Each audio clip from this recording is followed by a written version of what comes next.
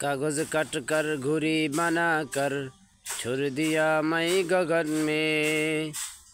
घुड़ी बेचारा क्या करेगा रस्सी मेरा हाथ में।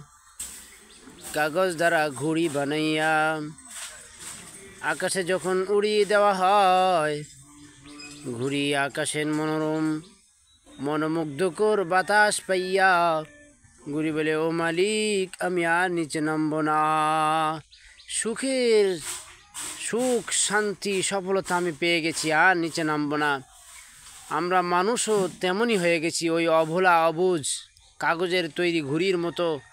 আমরাও বলি আল্লাহ আল্লাহ, আমরা দুনিয়াতে যা মন চায় তাই করব, কার কি আসে যায়। আল্লাহ বলে, না, আমি যখন টান দিব কেউ তোমাকে রাখতে পারবে না।